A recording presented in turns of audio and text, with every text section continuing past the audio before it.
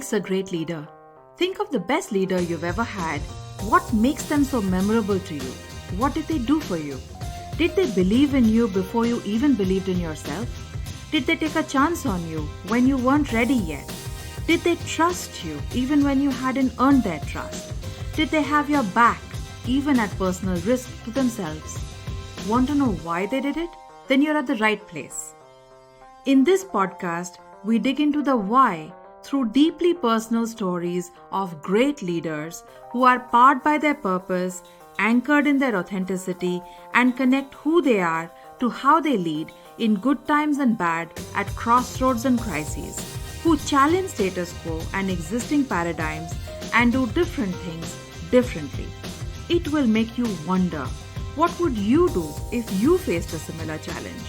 Join us in reimagining the leadership of the future with me, your host, Shahana Banerjee, CEO of Just Human Leadership Advisors.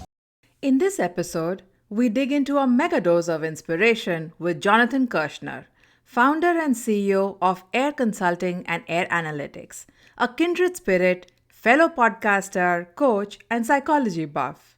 His story of overcoming learning difficulties and going from the kid least likely to be CEO to building a company that helps thousands of leaders grow is truly remarkable. He's on a mission to make the world a bit better through leadership excellence. Welcome, Jonathan. Beyond thrilled to have you on our podcast today. Fantastic to be here. Thank you, Shahana.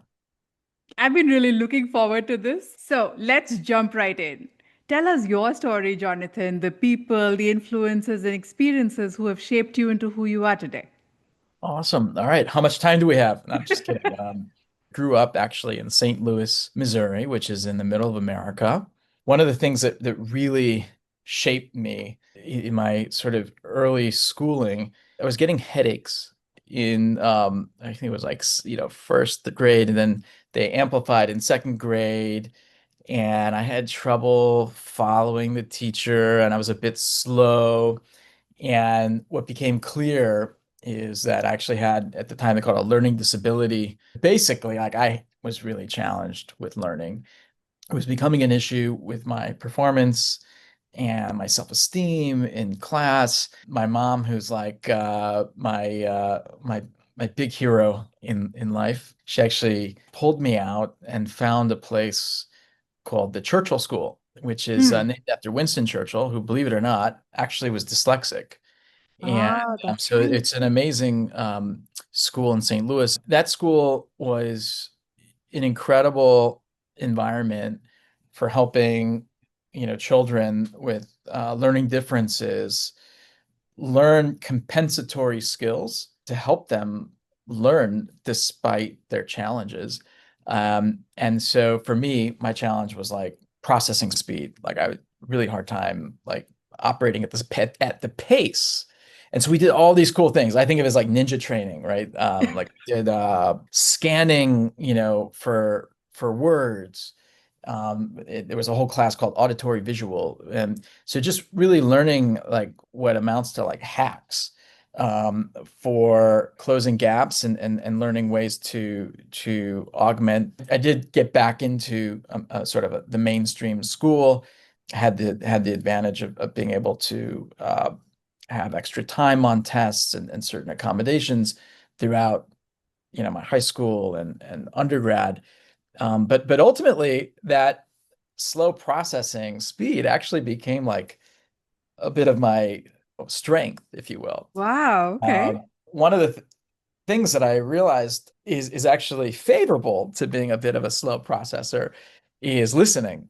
Right? Because I was really good at listening and not responding quickly. And so I was able to develop this part of my brain that could sort of like analyze and conceptualize various sort of formulations and scenarios of a problem and be able to hold that while listening. And that's essentially what you're doing as, a psychotherapist or an executive coach or just a really good, communicator, right? Yeah, or friend. Or friend, right? Yeah. So that was a really like big part of my life growing up. You know, there was some pain and challenge associated with it, but ultimately it's come to be like one of my strengths. And so to give you the fast track version, I ultimately went to university at NYU in New York. Was in Israel for 2 years in between undergrad and graduate. Got very interested in Judaic studies, and it became very clear to me that my purpose is to use this strength of listening and problem solving, and the ability to do that in parallel, Mm, and to use that to help others, right? mm. That was very clear to me. That's what lights me up. It always lit me up with friends, family, and I was just like, wow, there's a career for that, and you can get paid to do that. Like, that's pretty cool. So that brought me onto the track of psychology, and then I just got really, fascinated. Psychology is pretty a broad field. The area that really interested me is applied psychology and personality psychology. So all the various like theories for why people Why do we do what we do? got into graduate school to become a clinical psychologist. Incredible experience where at the school I went to, Widener, you got to be a practitioner and take all the classes Ah, that's cool. concurrently, rather than take like 4 years of classes and then do one big internship. You're doing Right. the work itself, the experience while learning, which was like a very powerful experience for me. And I loved, loved, loved. I worked with kids, families, yeah, adults, pretty much every, sort of flavor of of challenge that you could imagine. Every session, it just became that much clearer that this is the right path for me. I took a class in executive coaching. It was an elective. So I took this class, with some skepticism, but it was just so eye-opening to me. Of course, you can use these clinical skills in the environment of business and make more money, right? That's obvious, but that wasn't necessarily the driver for me. What was really the driver for me was understanding leadership specifically. Mm, And when you're applying these skills and when you're having an impact with a leader specifically, um, just how powerful that can be.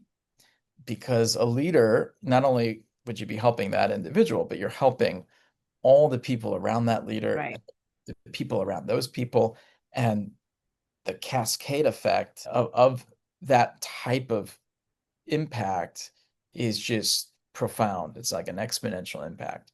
And so Yeah. that was actually the hook for me, where I said, okay, psychology is still kind of like that's where I'm going, but I'm going to go on this specific road Yeah.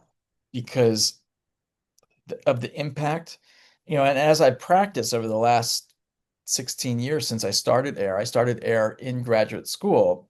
Wow. So now, this theoretical concept of working with leaders is no longer theoretical. Like we've Right.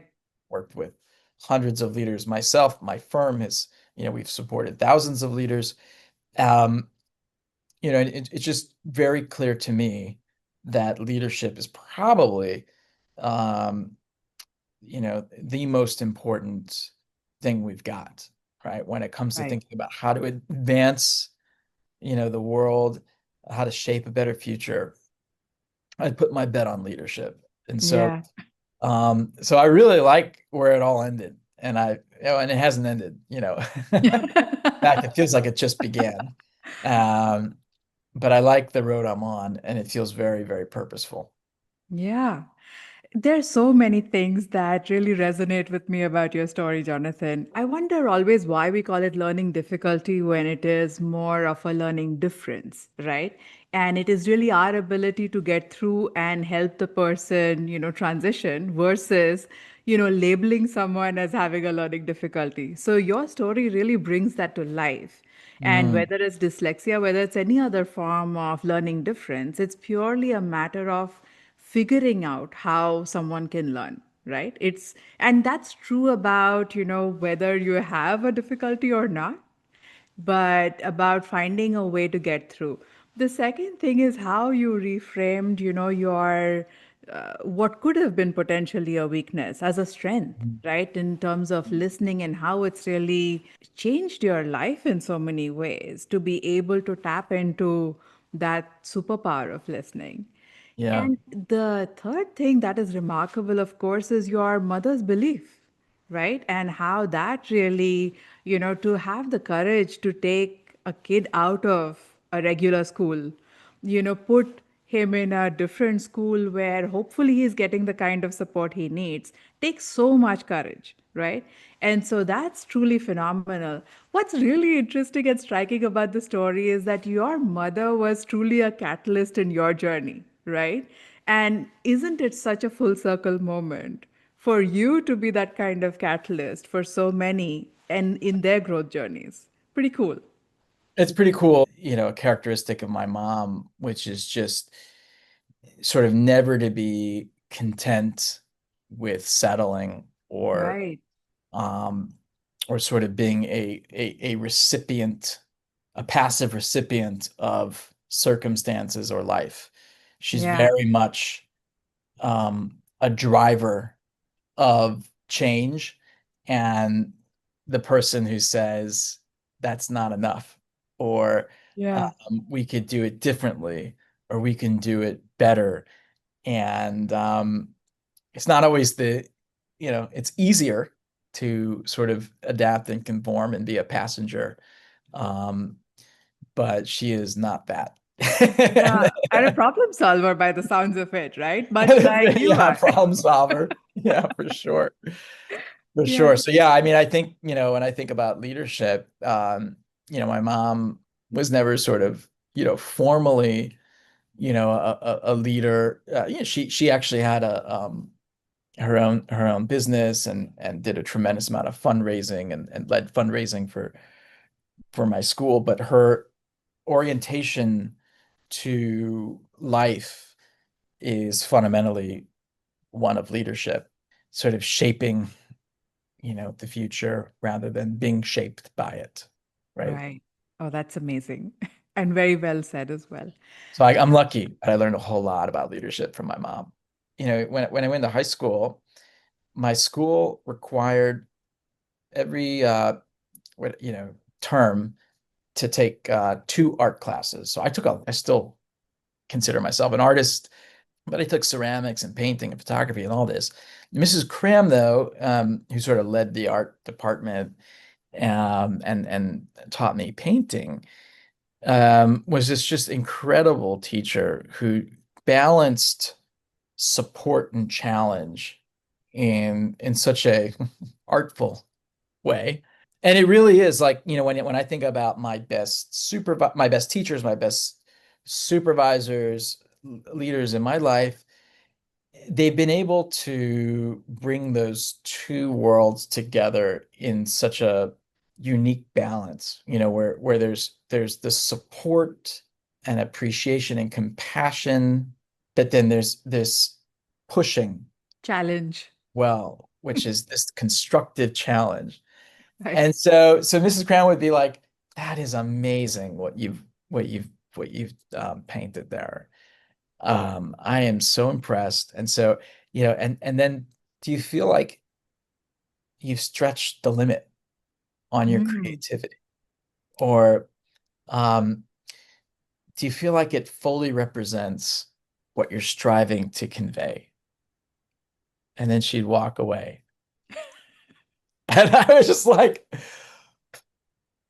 wow, no, it doesn't. I could take this further, right? Yeah. I could take this further, but how deflating would it be if that's all she said, right? Yeah. By acknowledging how wonderful of a starting point I had, and then artfully challenging how I could refine or deepen further, Yeah. it became this energizing opportunity for me. Right. Right. Not this like, oh man. So I found myself, this is a class that yeah, it was an hour and a half a week. And it was optional. Like you could come in after school and paint. And I would come in, I would spend like hours after school. And I was playing Yeah. sports and I was doing all sorts of other things. But I was just truly intrinsically motivated by this activity. And it really came from, this incredible skill that Mrs. Cram had of like balancing support and challenge. Yeah. Now that's someone who really applies psychology. Yeah. Well, it's like the older you get, the hopefully wiser you get, and you start to realize that, like, right, you could say like, oh, that was art, and there's psychology, and there's sports, but there's these common denominators, like Sure. she was 100% coaching me, right? Yeah. Yeah. Jonathan, you've talked about how you may have been like the least likely to be nominated as CEO when you were a kid, right? But that's who you became. And now you're the CEO of an organization that's making a meaningful difference in the world. So talk a little bit about that journey. It's interesting because I say I was like least likely to be the one as CEO because I mean, if you knew me in grad school, like I'm not a businessman. I really enjoy learning. I'm social, creative, but not this sort of enterprising business person. What ultimately like motivated me to start the business was it was sort of raw, unbridled passion. And that is a through thread, right? When I get passionate about something, I think big, I think expansively.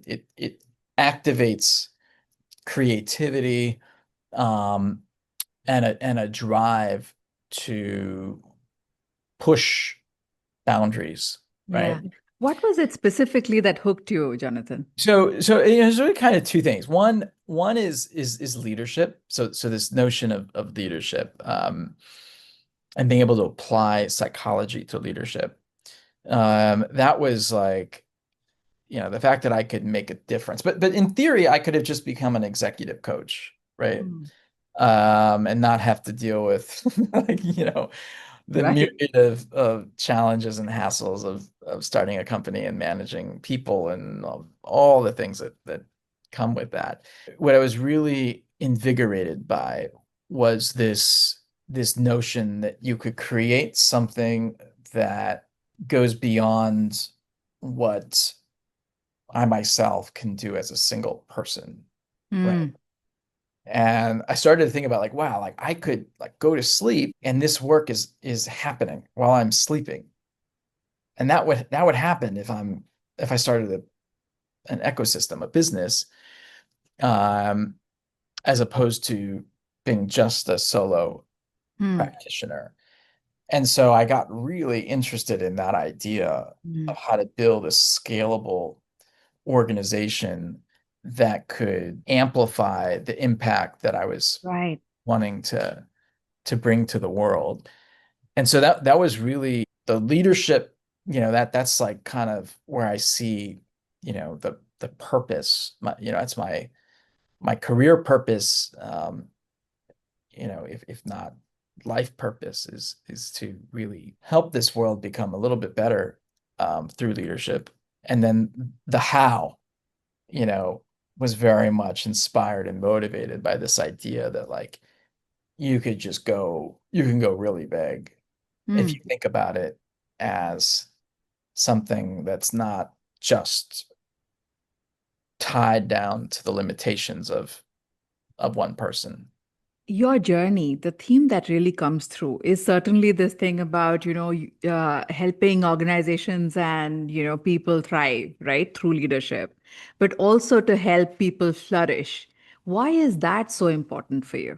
The idea of helping others and giving to others and empowering and enabling others to thrive. It's something that I personally, if you gave me a values assessment, I'm pretty much like right there in the 90th percentile on altruism, right? It just fuels me, right? And probably it has to do with my upbringing and seeing my mom and my mom's mom and I have a family that is very sort of into giving, right? And giving back to the community. So Mm. it's sort of in my DNA. Mm. There are almost like these series of moments, or perhaps a moment that, transforms personal hope, right? Of wanting to be in school, wanting to be, keeping pace with other kids, into, that personal challenge transforms into a personal goal, right? And that personal goal then transforms into a purpose. And that's led you to, start this organization that's now helping so many on that same growth Mhm. journey. And so, this helping people find their purpose, right? And finding how to live their purpose is one of the most important things we do as coaches. Do you see that resonated in, other leaders you work with in their journeys? And, have you helped a leader maybe figure out what their purpose is and how to live it? It's interesting. So much of the work we do as leadership advisors and executive coaches is helping people kind of get out of their own way, if you will, right? True. And there's a statement, it's so cliche, but it's so true. And it comes from Marshall Goldsmith, who said, what got you here won't get you there, right? And so a lot of the leaders I work with, I mean, you don't just become a leader, right? You got to work your tail off to get to a point at which you're a leader within an organization. But then you can start to stall, find yourself using like the tactics and strategies that got you there, and they're starting to not like have a return on Yeah. investment, right? Or an energy expenditure. Mm-hmm. And in some cases, it's like backfiring, right? Right. And so there's all sorts of different coaching scenarios, to come into, but a common one is working with the leader who is feeling stuck, Right. despite all the efforts and energy expenditure, and it's just the needle is not moving. And not only is the needle not moving, but it might even be moving, backwards a little bit. Yeah. So, I think about some of my coachees and leaders that I've worked with. And oftentimes, they're using a set of behaviors informed by some sort of cognitive schema or belief, informed by some experience or set of experiences Right. that occurred in their life, right? So to unpack that, for instance, you could have a leader who grew up with say a parent that struggled from alcoholism and another parent that had a physical ailment. There's a lot of dysfunction. One of the parents is laid off. It just accentuates and compounds the issues with financial challenge. And all of a sudden, this individual is taking care of three of his siblings, his parents, trying to stabilize this. And the years go on, and he gets a job to help support the family, and then gets another job because he's now in college and has to pay for that plus the family, and then another job. And you have an individual that ultimately is working four jobs in college, playing sports, takes that same mental model of it's my job to take care of everybody and Mm. brings that to his sports team, brings Mm-hmm. that to his first job, brings that to the next company he goes to, Right. continues to ascend the ranks. Why? Right. Because he can do everything Right. Right. until he can't, Right. until it's now like a little shaky. It's like, because you can't work more than Yeah. 14 hours a day for too long and for too many years before it Yeah. starts to get shaky. And then the organization looks at this leader and says, is this the template of leadership that we want people to model off of? Yeah. Is this person gonna crack? Is this person's leadership sustainable? Right. I'm brought in as a coach to try to figure this out. And I said, well, obviously there's a delegation issue. And the first Right. thing is I've read every book you could possibly imagine on delegation. Trust me, Of I course. could give a college, I could give a PhD level course on delegation. I don't need anybody to tell me about delegation, right? So obviously delegation is the skill that this individual needed to acquire, but he's not going to demonstrate that skill Yeah. um, if we don't resolve something that's deeper, right? Yes. And Yes. that deeper thing is that cognitive schema or that set of beliefs. But the way that I demonstrate value and feel gratification and fulfillment is by doing everything for everyone else, Yeah. right? That needed to be unwound and let go of in order for him to begin to continue growing, not Yeah. just in his career, by the way, in his life, right? And so that's the beauty of what we do is executive coaches, or I should say real coaching, because there's a lot of coaches that would just Yeah. try to tackle the skill and then wonder, Yes. why didn't it work? Exactly. I gave him the Harvard Business Review article. We talked about it. Yeah. He experimented. I created an Excel file. And I tried to hold him accountable, and he Playbook, stopped. all He of that. stopped doing it. He had a couple of weeks where he did it, but he stopped. Well, so that's fortunately how a lot of coaching is. But real executive coaching knows that ultimately we do need to see measurable behavior change, Right. but the entry point is Yes. that cognitive schema, which is informed by these experiences. And by Yeah. the way, for this individual, he needed to be that way to grow up and Yeah. to get through life. But nobody said, "Hey, you don't need that anymore," and it's now working against you, not for you, Yeah. right? And Yeah. that's where an executive coach, a psychologist, a therapist, anybody who really knows how true healing works, that's the great value that they can provide is helping somebody see what they can't see or they Yeah. don't want to see. And then Jonathan, you're blowing my mind. You're blowing my mind because this is actually a client I had recently as well. What was interesting about this client was that he didn't believe he needed coaching. mhm, And so he came into, coaching really not wanting to be coached. But interestingly, the journey he went through, because it was not just about tackling skills, but it was about tackling the why, right? I mhm, think that got him to a place where he was a completely transformed person and a better leader for his organization and for his people. And so yeah, you're so right that, sometimes we tend to see only, it's almost like the iceberg, right? You're only seeing the tip of the iceberg if you're looking at behaviors.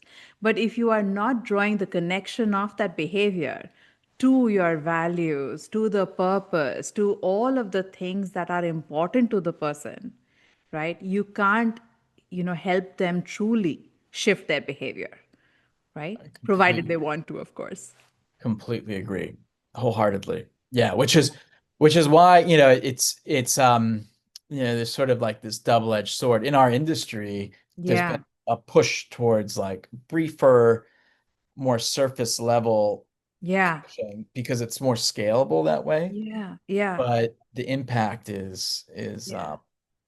100% Minimal. not the same. Yeah. Yeah, minimal Also, is the the presenting problem is rarely the actual problem. I can't think of one single case where the yeah. presenting problem is the actual problem, right? Correct. And Correct. so, this is a fantastic example. Thank you so much for sharing that. Hmm. It really leads me to this question of, often I think in organizations we see two kinds of leaders, right? One who are the storm. They bring chaos in their wake, right? They shift, they change direction as the wind changes direction practically. Hmm. And then you have other leaders who are the lighthouse, right? They are the ones who really stay anchored while, the ones who are the storm lose their way. These leaders can stay anchored in their values and purpose that are core to their being. Helping leaders who have sometimes lost their way really find their way again. A little bit of, like the example you shared, is Hmm. truly the most meaningful work that we do as coaches. Is there perhaps an example or a story that you want to share? Let's just start with the fact that leadership is like really hard, right? And Really there's hard. so many like hazards, um, to being a leader. It requires so much energy, cognitive, emotional, social energy, and it's so easy to become depleted Hmm. in the context of leadership because of all the pressure, right? Yeah. And all the decisions and all the ambiguity, and especially right now, right? Like it's a Right. really hard time for leadership. It's important at the outset to share that disclaimer, right? Because it's so romanticized, this notion of like being a leader. True. True. Wow, it's because it's virtuous, right? And everybody wants to do the right thing and wants to be a leader, but it's actually like really hard. Really hard. Uh, it's really hard, and I've seen it. It can be crushing, and I've seen it break people, Mm-hmm. and I've seen it bring out the best in people, right? My philosophy, our philosophy at AIIR Consulting is that leadership comprises like three broad domains, leading self, leading others, leading the organization. Mm-hmm. And there's like dimensions that fall under those domains and 45, at least 45 skills. 45 skills is in our taxonomy. Um, but that leading self domain is so, so important. Right. It's foundational, right? This idea of being able to regulate your emotion, Mm-hmm. to have self-awareness when that regulation becomes imbalanced, to know how to refuel, like we call Mm-hmm. that self-care, whether it's breathing, yoga, go get a massage, go play your sport, figure out, right, how to refuel, take vacation. Um, those skills are so important because if you don't have that, the energy tank goes to zero and you're showing up not your best self. And that's when you're most vulnerable. Right. Flapping in the wind. The competition's doing this. We should do that, right? Right. And this competition doing that. We should go that way. One of my earliest coaching clients, who just such a brilliant guy, came in to do a turnaround and just felt the urgency. He brought the urgency, but like the people were not ready for that. Right. He came in, sort of level 10 urgency for a group of people that are hovering between like level 5 and level 2. And it backfired. It backfired miserably, and it actually exacerbated the problem. Like this was out of, Right. I don't know, 18 plants. This was like the bottom of the barrel right there. And what he needed to do was learn how to meet the people where they were at, Right. right? And to regulate and calibrate himself accordingly and then lift them up as opposed to just smashing them down, right? And so Yeah. that was our coaching work. And they became the third most successful within 1 year of all the production sites within this organization, from last place, number 18, which is Yeah. kind of a cool story. It was just his Yeah. in leadership. Yeah. Oh, that's a great example. Thank you for sharing that. This podcast is brought to you by Just Human Leadership Advisors. We specialize in executive coaching and a broad range of human capital solutions. To learn more, visit us at justhuman.io. And now, back to the podcast. Let me ask you maybe a difficult question and maybe an unfair one, but bear with me. When you have a client who is a, leader who is a bit lost, right? And you want to help them get back on track, what's one question you would ask them to, maybe help them pause, reflect, get back on track? One of my favorite coaching questions is sort of the magic wand question, right? So if Mm, I've got this magic wand here, I'm going to give this to you. If I give you yeah. this magic wand, what would you like to see happen, right? Or what would the organization look like? Or how would your team be operating? Or what would a day in your life look like? And by doing that, you're essentially like sussing out. Create a balcony moment for the person. It's a balcony moment, and Yeah. you're trying to help an individual like formulate or envision the ideal state, right? Yeah.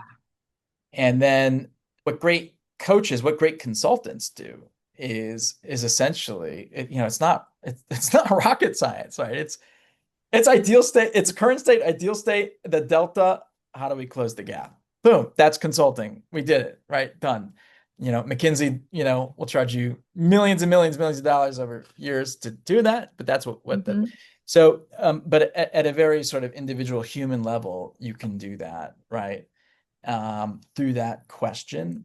And so you really get somebody to paint the picture of what excellent looks like, or what the ideal future state is.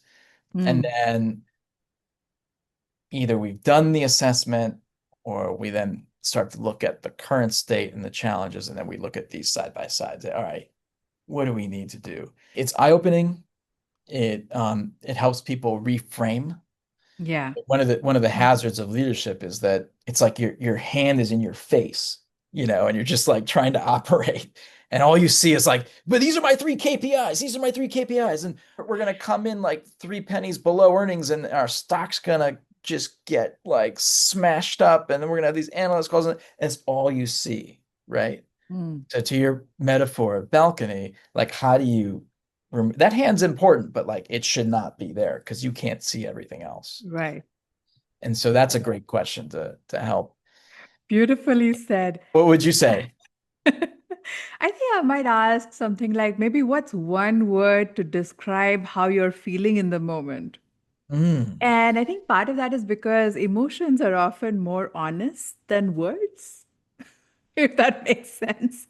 And so just recognizing that there's something that's telling you that things are not quite right, right? yeah, There is a signal there. Can you differentiate the signal from the noise and read it, right? And then do something about it.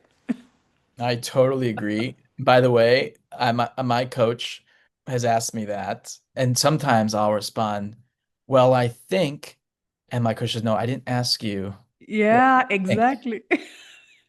I asked you, what do you feel?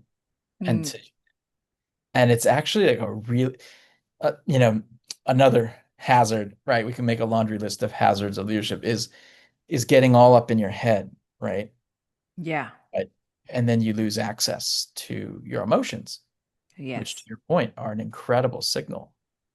Yeah. And emotions are data, right? I mean, we often think of them as taboo and the elephant in the room. They impact everything we do, but we don't Everything. use the data, right, that they give us. Correct. Correct. Let's talk a bit about your leadership. What's a leadership lesson you've learned the hard way? I'm a big fan of innovation. I love, shiny new objects, right? It's exciting to me. And I'm always like, oh my God, how could we get that to our customers, right? That would be so amazing. And of course, there's aspects of this that are helpful, right? And then there's aspects of it that are like incredibly frustrating for the people that I work with who are there to sort of make it all happen, right? Um, and so for me personally, a big leadership lesson is focus and execution. But execution takes time, focus, and discipline, Mm. right? And that's been a big lesson for me, particularly when it comes to innovation and and not getting into the sort of error of building something 70, 80, even 90%, and then moving on to the next thing, like waiting till it gets to sing it through to 100%. Mm. Um, and so that's been a big one. Mm. That's been a big one for me. Is there an experience perhaps that has shaped your leadership, you think? An experience or a story or incident? We're now in a really amazing place as an organization with our products and our assessment tools specifically. So we've built some really cool assessment tools. The genesis of that to where we are now has been a very swervy path, lots of bumps in the road. Each bump ultimately are not failures Mm. to the extent that you've learned something and been able to pull it forward into your toolkit or your leadership repertoire. But you know, with this one of our assessment tools, just spending like tons of time and time is money and resources, trying to build something out that just never really was going to work, and then having to like essentially what felt at the time smashing it up. I would use the word pivot right now, but Mm. to pivot from our initial idea, that was really tough. That Mm. was really painful. So for me, as a leader, it's how do I complement my visionary creative juices with some of the sort of pragmatics of risk Reality. management and execution and discipline and resource management.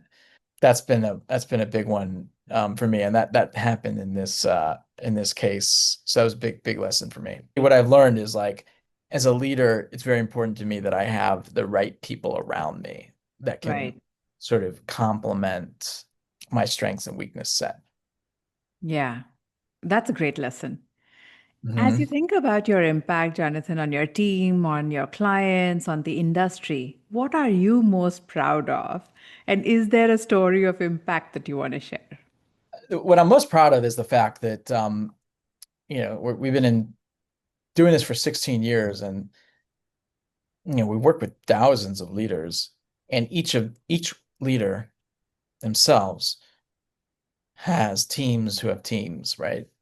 And Mm. and ultimately the benefits that we supply to those leaders and subsequently to their teams, it doesn't just stop at their organization. It like has a positive benefit to the customer, to these employees, families. And so when I think about net total impact of what we do, Right. it's quite profound. And so I can go to sleep feeling pretty good, even on a bad day, if I really think about, gee, like this is what I've been doing the last 16 years. That feels great. That feels really, really great. We do something called the Elevate Project, which is a pro bono coaching arm that Oh, we started about 6 or 7 years ago. A subset of our coaches donate their time pro bono to working with nonprofit leaders. that's amazing. And these are folks that would not get coaching. They just simply would not be getting coaching otherwise, right? Right. We work with over 50 nonprofits right now and Wow. given over $2.5 million. Like if you were to translate the amount of Right. coaching hours given away. It's That's amazing. $250 million. It's Yeah. really cool. It's like, guys, I Really cool. feel really good about that. With the one specific one that you had in mind, what was the impact with them? Yeah, in that case, it was, the team, the executive team, really highly inefficient, never really took the time to um, get out on the balcony, if you will, to look at their dynamics and their processes. Mm, At a very brief engagement of team coaching in this case, we were able to help them establish operating norms on how to communicate, clarity on roles, mm, right, and who makes certain decisions. And frankly, there were a few sort of emotionally charged things that had happened that nobody talked about. We call elephants in the room, or things that you just sort of stuff under the carpet. and it grows. And it grows and it grows and it creates such heaviness. And Mm, nobody's talking about it, and it just weighs on the whole team. So we were yeah. able to take a few elephants, identify them, and work through those. And the net result was a team that was much more engaged, productive. And the reality is, not everybody's on board. Right. When you do these types of interventions, sometimes you find out like 9 out of the 10 people are going, but this one's not. Yeah. And it becomes very clear at that point. And that's where you got to make the tough calls, team leader. And so we were able to help the team leader make some tough calls. Yeah. How do they structure their team so that it's optimized? Yeah. Oh, that's a great story. Yeah, Amazing. So many more questions for you, Jonathan. So we've tried to put a few of them together in a rapid fire section. Are you ready? I'm ready to go. Let me put my seatbelt Okay. on. Hold on. Okay. Okay. All right, let's do it. You wake up one day and realize you're a superhero. What's your superpower and what would you do with it? So it's actually like not a psychology based thing. It's I I would be like this Iron Man with, you know, bazookas and like many shells, and I would just drop out of an airplane, and I would just go like eradicate evil from the world, and just like go I would just go from like bad guy to bad guy, and just clear them all out. So Love that. Love that. Okay. What's one thing you've learned about yourself that surprised you? somebody once shared with me that like I can scare people, that I can evoke fear, which is shocking to me because I'm Like like I intimidate? can't even kill a bug. Like I'm a yeah, I play hockey, I do a few cool things, but I'm generally like a mushy gushy soft guy. But it was weird to me to hear that people are scared of me a little bit. It makes sense because my positional power, but I think actually what it is I'm just like incredibly passionate. And when I get passionate, I'm not like throwing chairs passionate, but when I get passionate, I'm so intense and my Mm, focus is so on that people are just like, whoa, love it. Love it. So your surprised me. intensity is a bit intimidating. Okay. If we really knew you, we would know that. If you really know me, you would know just how deeply I care about people. Mm. Oh, that's amazing. What's one tool or practice that's helped you grow as a leader? I'll tell you, one of the most valuable things for me right now is breathing. Mm, I am really into breathing and intentional breathing. So whether it's box breathing, there's a breathing app that I just started using. But I find that intentional breathing gets me really grounded, really right. focused, and emotionally regulated. And my ability to confront different challenges is like exponentially greater when I'm Yeah. in the right grounded state. Very well said. It completely resonates with me. With AI taking over everything, are we as coaches going to be extinct, Jonathan? 100% no. I think the opposite will be the case. Here's what I think is going to happen. I think that coaches will become extinct if they let themselves become extinct, because AI is incredibly powerful and is only going to become more and more powerful. There are some uniquely human needs that are responsible for the outcomes we're able to deliver, that can only be delivered in the human form. Things like caring for somebody, taking interest in somebody. As simple as that sounds, AI cannot actually be interested in you. Yeah. It can't.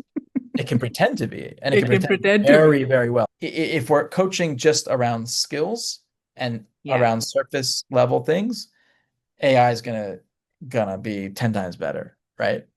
But if we're coaching for true transformation, then I think real human coaching is going to be in demand way more than it even is right now. Yeah. Very well said, Jonathan. What's one piece of career advice that you have for your listeners? The best advice I would give is do not underestimate the value of building a relationship, right? Work is not just the tasks that you get done, the relationships that you build at work. And you don't have to be in person to build relationships. Obviously, Right. it's easier, but that matters a lot. Now, the next piece of advice would be like, earn it. Don't expect it, earn it, right? And then the last piece is like, own the narrative. Like, like own your narrative. Don't just think that your boss or the people around you like know what you're doing and the value you're bringing. Right. Don't be arrogant, but figure out like how to articulate the value narrative that you bring, right? Yeah. So like, do not underestimate the power of relationships. Earn it, and make sure you have a way of kind of like articulating your value proposition. Yeah. Very well said. What is one step forward that you would ask everyone to try as our mindful leadership challenge of the month? I go back to something I shared earlier, like my art teacher, Mrs. Cram, would do with me, that unique ability to say, that's great. It's amazing what you've gotten, where you've accomplished, but how can you take it one step further? Right. To challenge ourselves to take it one step further in what we're trying to pursue. Like that would be the mindful leadership challenge. Oh, I love that. That's amazing. Ah, this has been such a joy. I can talk to you forever, Jonathan. This has been truly, truly a pleasure. So much wisdom, so many amazing stories, and so many insights. Thank you so much for sharing your wisdom with our listeners today, Jonathan. It's my pleasure, Shahana. Thank you so much for having me on the podcast. And it's been equally, like, I feel like I've learned a ton from this conversation, and it's just wonderful connecting with you. Oh, thank you. Thank you for joining us. We'd love to hear from you. Please rate, review, and subscribe to the Mindful Leadership Podcast, brought to you by Just Human. We are a growth accelerator for our clients, helping your people and businesses thrive through human-centered, ecosystem-based people solutions. To learn more, visit us at justhuman.io and schedule a 30-minute free call with us.